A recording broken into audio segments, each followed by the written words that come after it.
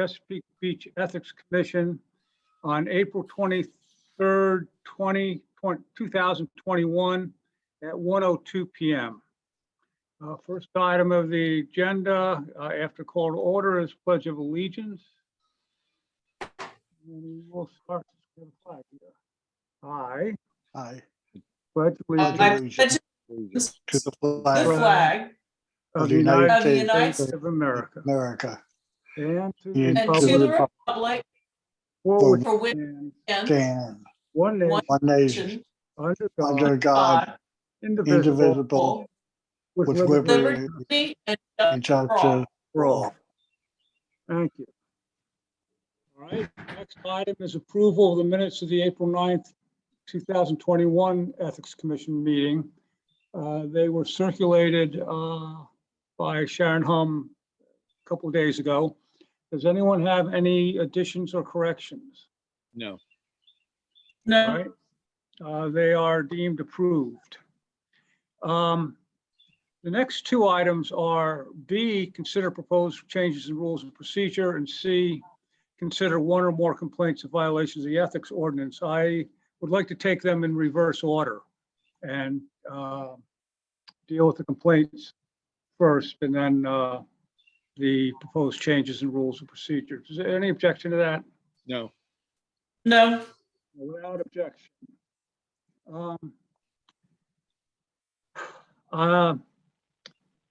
I'm going to, I guess if there's no objection, the commission will go into closed session to perform an administrative function.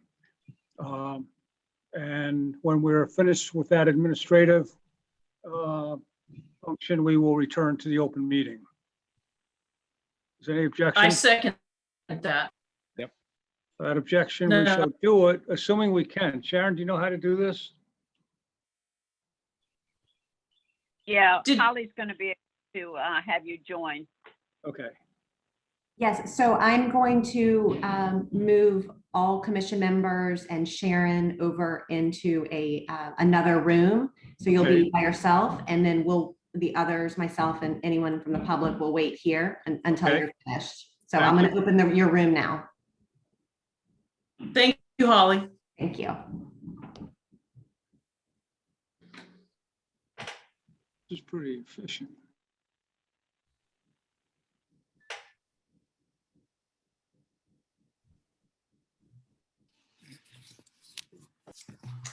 Pretty day out there, isn't it?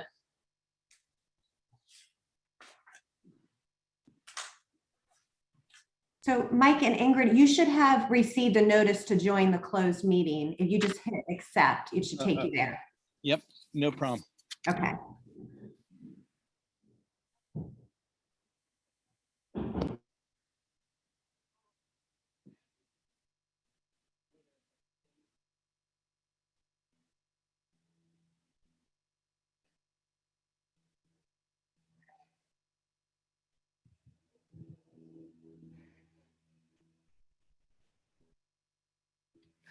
Oh, shit.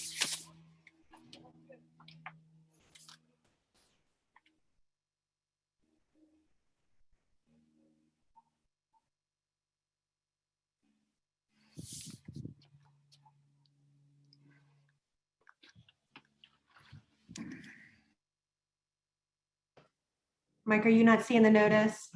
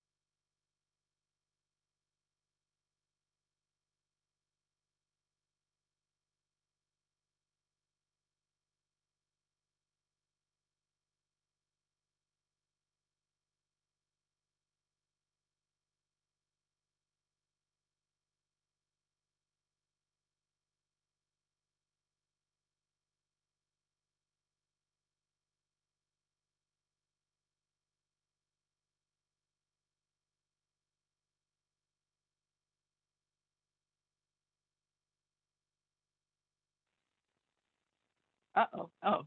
Ret-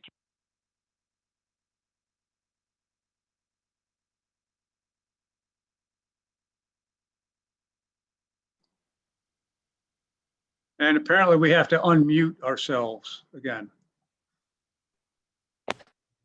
Okay. Okay. All right. For the record, we carried out some administrative functions while in the closed session. And now we are returning to open session, and we are on what was on the agenda as item B, consider proposed changes in the rules of procedure.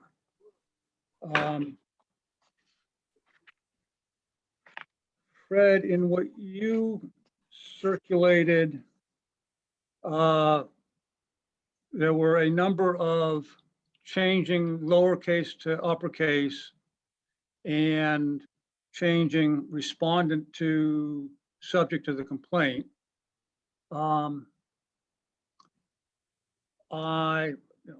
Leaving aside my principled objection to the violation of the grammar rules by having too many capitals.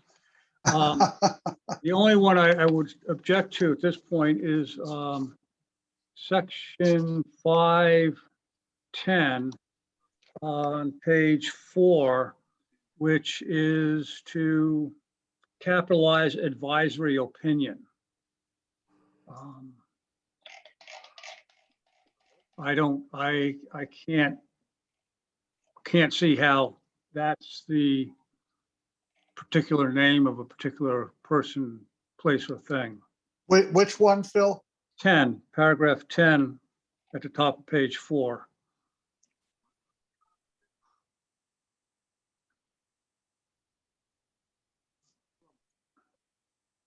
Okay, I was trying to make everything consistent through the use of capitals for advisory opinion, wherever it appears. And presumably, what this is talking about is, Oh. pardon? I withdraw my statement. I see. We had made that mistake 17 times before. Right. So I don't have an objection to repeating it the 18th time. Yeah, so Phil, Anyone else have any objections to the capitalization changes? No. No. now Phil, with respect to my other changes, changing respondent to subject of the complaint, you properly pointed out to me after that the ethics ordinance itself treats the person who is the subject of the complaint as the respondent. So I will withdraw. Withdraw those. No. Okay. Yeah. All right. For the record, we are the motion. Wait a minute, Phil. One on item number 12. Okay. That's on page 5. Yeah. Okay. I do think where it says target of the complaint, that Yeah. ought to be changed instead of to subject of the complaint, it ought to be changed to respondent. Okay. Yeah, let's make respondent as consistencies there and in 14. Oh, 14 is already there. Yeah. Just make, if you have a problem with using respondent in paragraph 12. No, I think that's what it should be. Okay. All right. I'm gonna, for the record, read all the changes. The proposal, the motion is to capitalize T in section 1, 2F, the word town, make it capitalized. In section 1, 2H, capitalize commission.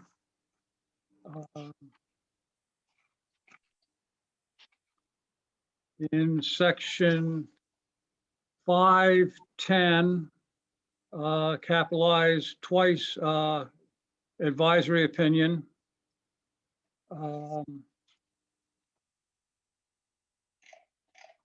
And in section 6, 12, change target of the complaint to respondent. Is there any further discussion, or can we move to a vote? We're ready for a vote. Hearing no discussion. Those in favor indicate by saying aye. Aye. Aye. Oops, those opposed, no, the ayes have it. Second, is a set of proposed changes in the complaint procedure. We are allowed to change our rules of procedure, well, at the same meeting as it's proposed. We're also allowed, if we wish, to have a brief discussion and put off decision until another meeting. Having said that, let me go through the proposed changes. This is all in section 6, Roman numeral 6 of our procedures. Strike the sentence paragraph 4. Complaints will be treated by the Ethics Commission as confidential. Replace that with, upon receipt of a complaint, the commission will forward it to the respondent, and both parties will be informed of the procedure the commission intends to follow. In paragraph 5, change determination, the deadline for determination of sufficiency, change that from 15 to 21 days after receipt.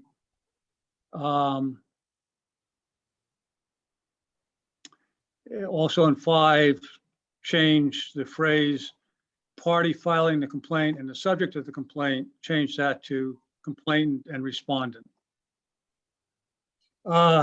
Paragraph 7. Right now it says the complainant. I'm sorry. I don't know what the current one is. Just a second.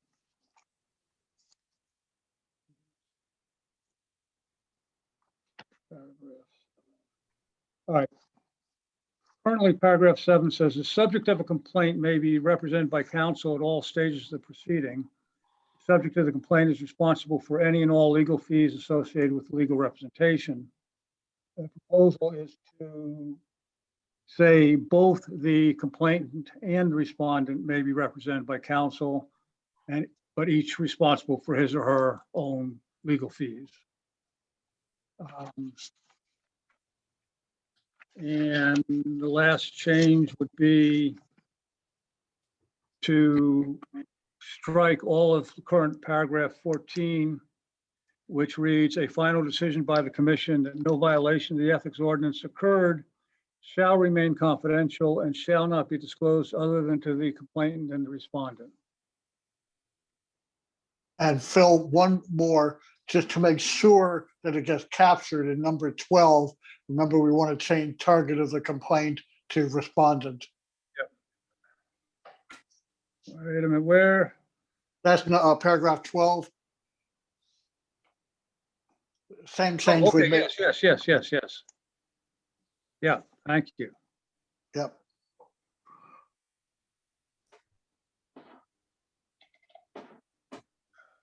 All right, go back to the first change, and you can either, Ingrid or Mike can suggest postponing consideration, or if you'd like to discuss it and decide it, we can do that.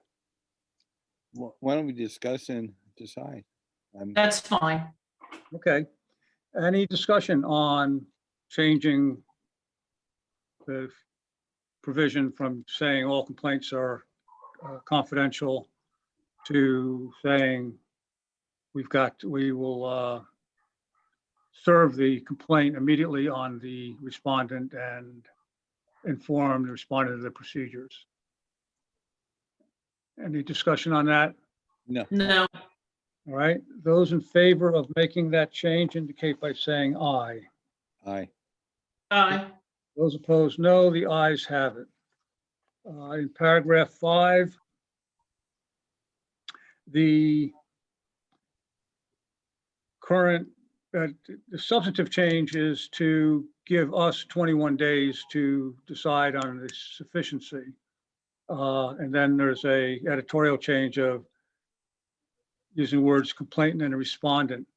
I guess a question which I haven't thought about enough is, do we need this paragraph at all? I mean, if you take out the paragraph, that gives you more flexibility. And I'm always for flexibility, so.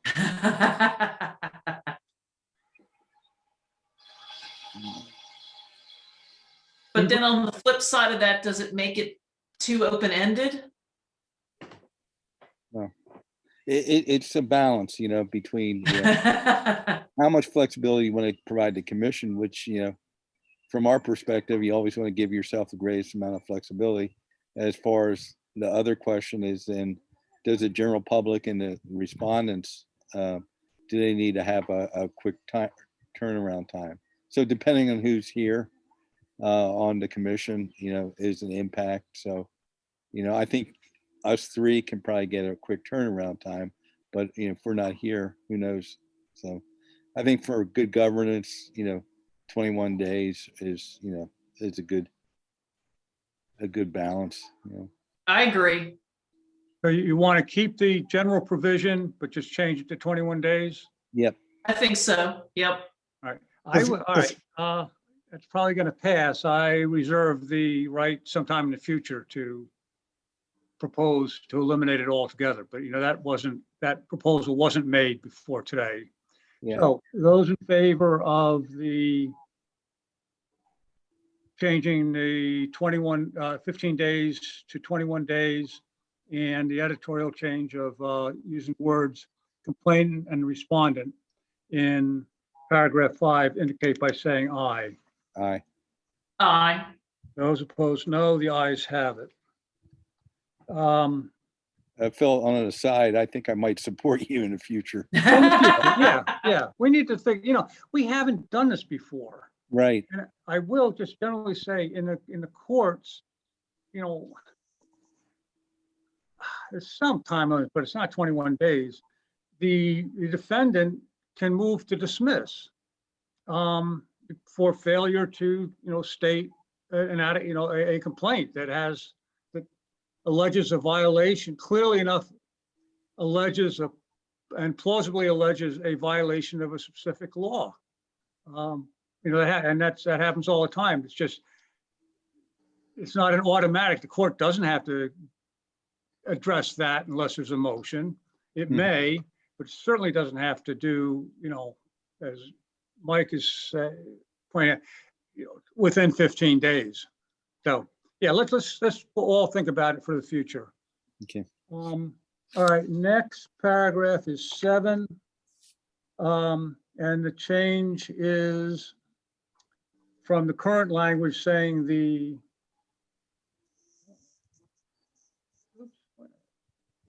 subject, the respondent, in effect, can be represented by counsel, saying that both parties can be, and that each is responsible for any legal fees incurred. And, you know, here's the deal, you know, it's probable that there will be sufficient complaints filed by private citizens and alleging violation by, you know, appointed officials who aren't, you know, on the town payroll. So I think we should allow anyone who's involved, if he or she wants to spend the money on an attorney, to do that. Any other discussion? No. No.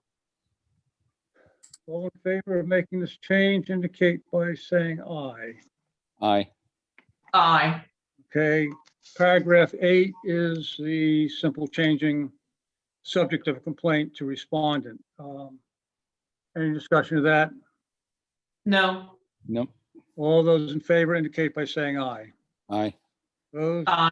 Those opposed, no. The ayes have it. Paragraph 12, also proposals change target of the complaint to respondent.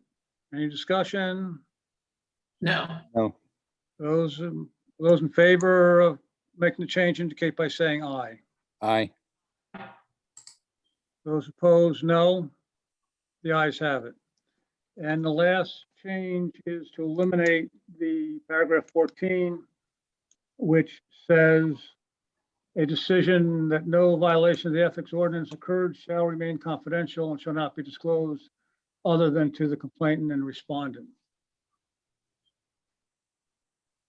Anyone have any views on that? No, Nope. All right, all those in favor of striking paragraph 14 indicate by saying aye. Aye. aye. Those opposed, no. The ayes have it.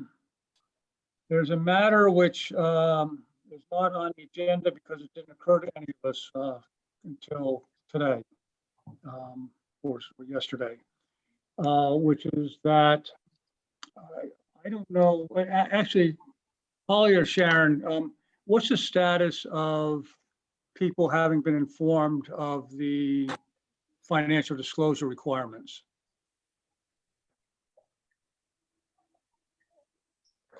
I guess we're not going to hear. Oh, no. All right. In any event, it is today's April 23rd. And no matter if the people have been notified of their obligation within the past week, it still is less time than I think we contemplated. So I have a resolution, which I think I emailed, Right. Yeah. but I think we'll have to read it. Whereas Section 2532 requires financial disclosure statements to be filed by April 30th, and Section 2535 allows the commission to assess a late fee of $2 a day, and 2536 authorizes the commission to investigate any possible violations of the ordinance. And whereas through no fault of the potential filers, they have not been given sufficient time to make their disclosures. Therefore, be it resolved that as to disclosures made on or before May 28th, 2021, the commission will not assess a late fee nor investigate the late filing as a violation of the ordinance. Preliminary question is the new date. May anyone disagree with May 28th? No, I think that gives everyone ample time. Right. That's fine. Phil, sorry, this is Holly. I wasn't Yeah. sure if Sharon was going to respond on the forms. They have not been sent out. We were waiting Okay. to make sure the commission was okay with sending. Okay. All right. Then the next item on the agenda will be confirming that. Okay. All right. Is there any further discussion of the proposed the motion to make clear that no one's going to be penalized for missing the April 30th date if they make the disclosures by May 28th? All those in favor indicate by saying aye. Aye. Those opposed, no. The ayes have it. Right. Well, I'm going to put another motion on the table. The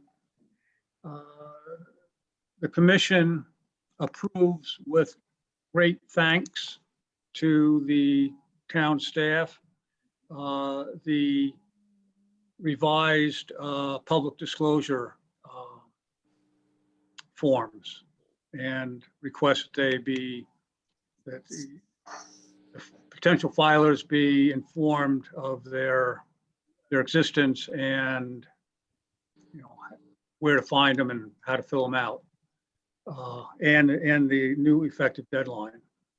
Any discussion of that? No, No. All right, all in favor indicate by saying aye. Aye. Those opposed, no. The ayes have it.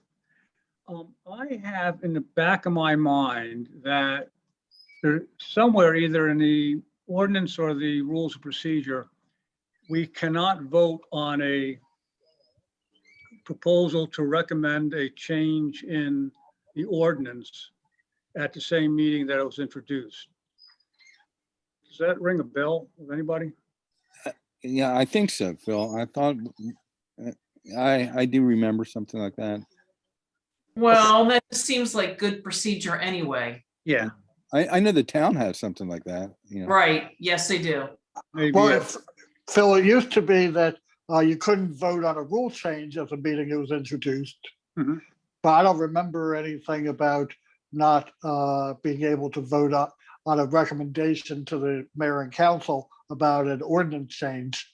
okay, Yeah, but I agree that it's probably good policy to consider, give it time to consider. yep.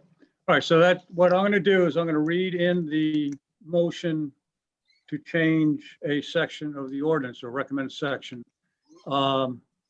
with the understanding that it will not be discussed or voted on today. It'll be dealt with in a future meeting.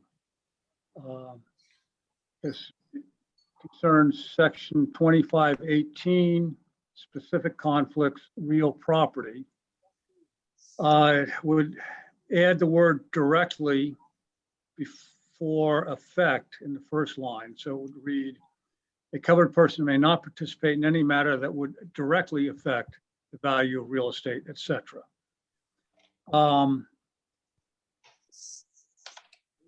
And then the current,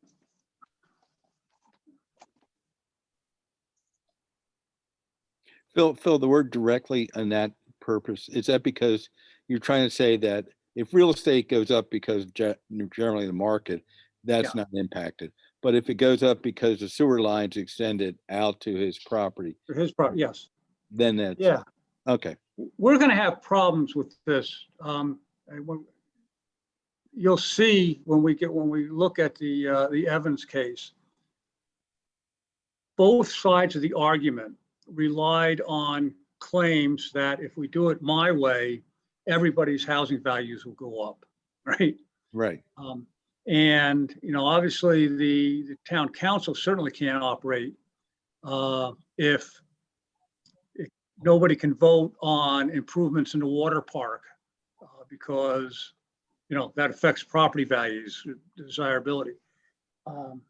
So this is another an attempt, and directly may not be the right word, but to try to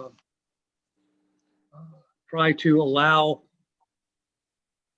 So the ordinance that if the town would create an ordinance, it would have to have some type of impact to that individual that is, not to the whole town. Okay. Yeah. But it would have to have specifically to a subgroup because they either own, a property that could be rented out, or because their property value increases because the sewer line goes here, or that the seawall is extended in this portion of that.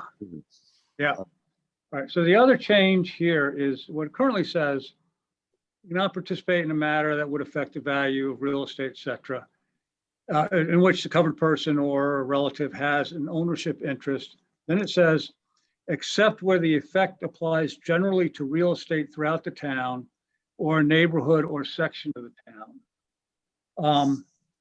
And a problem that appears to have come up is if let's say a council member believes that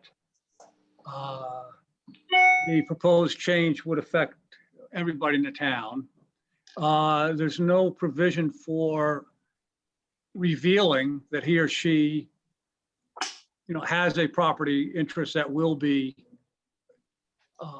affected directly. So the proposal as of today is make the except clause say, except where the person has obtained an advisory opinion under 2516 that the effect applies generally to real estate throughout the town or neighborhood or section of the town. Let me give you a case and let's say an individual has a vacant lot, and that individual, the town's working on a proposal to expand the size of the sewage plant, which is pretty typical. Okay, so would that individual that had the vacant lot, if sewage was limited or had the potential to be running out because there wasn't enough sufficient capacity in the sewage plant, would that individual be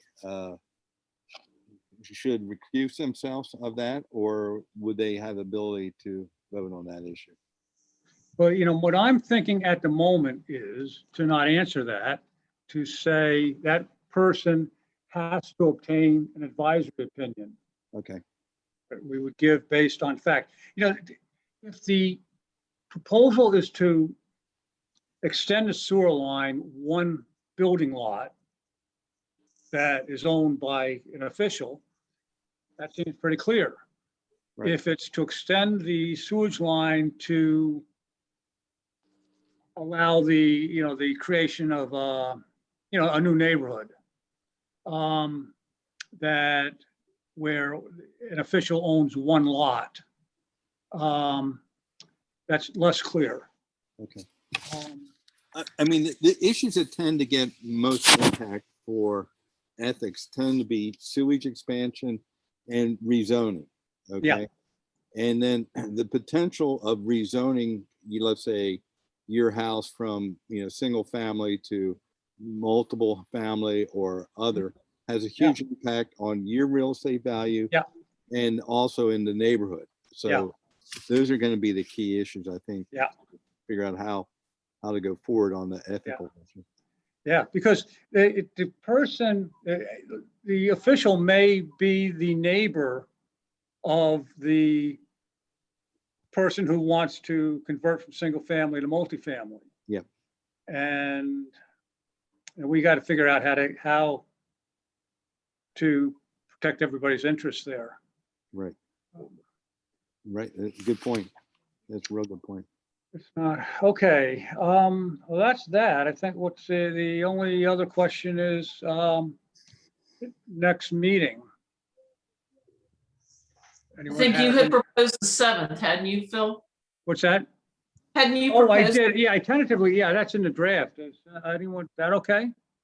Sure. It should be good. All right, those in Oh. favor of scheduling our next meeting for May 7th at 1 PM? But before we do that, Sharon, is that okay with you? Silence implies consent. Phil, Subject to rescheduling if it's inconvenient for Sharon. All those in Phil- favor of Fred, does that scheduling the work? next meeting? yeah, it worked for me, but the question I was gonna ask is, that's 2 weeks, does that give sufficient time to do whatever you all think you need to be doing, giving the complainant and respondent sufficient time to prepare for a hearing on the merits of this one complaint? And you also, I think, need to think about how you're gonna conduct that hearing. As you said, we need to ferret out all the facts. So I think you're right, Phil. Fred, I'm sorry. You know what? Maybe we are cutting that too close. Well, now, we could set it for, let's say, the 14th. But, we are the parties and one or the other may object, say, I need more time. And I think we would have to, acknowledge that if party does need more time. So why don't we do that? Why don't we will set it for the 14th with the understanding that, as always, we can change a meeting date if for any reason that makes sense. And Fred, were you getting at possibly meeting in person? You were asking about how we were thinking about conducting this. No. I wasn't necessarily suggesting meeting in person, because I still think it can be done virtually. But Okay. the question is, who is going to be responsible for presenting evidence? Who's going to be responsible for presenting documents? What is the role of the complainant? Are there rights of cross-examination? Things like that. And I'm sure these are all things that the commission can work out in terms of a procedure and protocol for a hearing. But I don't know that you'd be doing yourself any favor if you schedule a hearing for the 14th and don't do any prelim work prior to that time to establish the protocol. And also, just as importantly, letting the other parties know, what the protocol is, so they can be prepared for it. Right. Well, maybe what we ought to do is schedule the process meeting for the 7th. And at the end of that meeting, schedule the meeting at which there'll be a hearing in effect. So the letter to the parties will say that we will be informing you when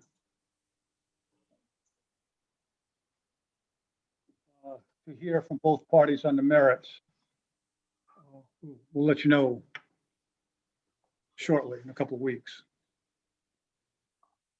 Yeah, maybe that's wise. All right, so the motion is to schedule our next meeting for May 7th at 1 p.m. With the understanding that it will not concern the merits of the pending. There's no discussion. Those in favor indicate by saying aye. Aye. Aye. Those opposed, no. The ayes have it. I think the agenda calls for any comments by members of the public or members of the commission. Does anyone have anything for the good and welfare? No. Just have a good weekend. We have that instruction. All in favor of adjourning indicate by saying aye. Aye. Those opposed, no. The ayes have it. We are adjourned. See you in a couple of weeks. Thanks, everybody. Be healthy and safe. Well, Thank thanks, you, Fred, Fred. for all your Thank legal you. advice. Yeah. And what I'm going to do is I'm going to look to see if any of the other commissions that I work with have hearing protocols. Okay, that yes. I can send to you. I think at least one of them does, but I'll look and I'll send it to you if I find it. Okay, great. Okay, great. Okay. That is wonderful. Thank you. You're welcome. Thanks, Be Fred. well. Bye-bye.